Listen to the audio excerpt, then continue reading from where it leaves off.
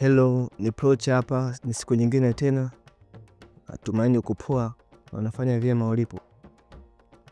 Siku ya leo nimekuandalia ka video kafupi ambacho ukitazama mpaka mwisho utaweza kujifunza jinsi ya kutoa au kuhide status bar ya wifi na ya data.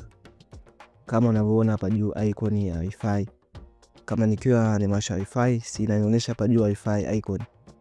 Kwa hiyo kuna hapa ipo, utafuata maelekezo hatua kwa hatua, mwisho wa siku utaweza kuiondoa hapa. Unaweza ukaa online bila kuonekana notification yoyote hapa ya wifi au status bar ya mobile data. Kwa hiyo utachokifanya, application utaidownload hapo, nimekuwekea chini kwenye description. Pia unaweza ka search Play Store, jina la hapo inaitwa Activity Launcher. Kwa hiyo ukishaipata application yako kama mimi hapa nayo, nitaifungua.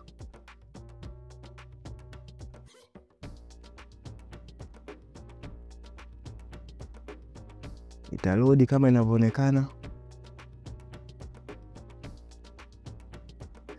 Ikimaliza kuload utabofya alama ya kusearch hapa. Kisha utaandika system UI. Ikishafunguka system UI utachagua umeandika system UI demo mode. System UI demo mode kama inavyoonekana hapa, na click. Ukisha click hapo itafunguka. Utachagua status bar. Ukibofya status bar zitatokea status bar tofauti tofauti. Icon ambazo wazi zinaonekana hapo juu. Kwa hiyo utachagua icon unayotaka wewe. Zipo nyingi, kuna Bluetooth, kuna hotspot,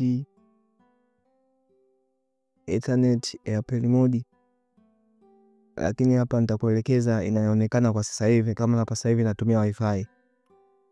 Nikitaka kuficha wifi isionekane, nita-click. Kama unavyoona ishapotea.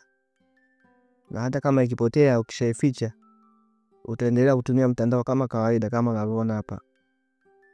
Naendelea kubrowse YouTube. Kwa hiyo utai-hide, hautaizima, uta-hide. Au najaribu ku-hide pia mobile data.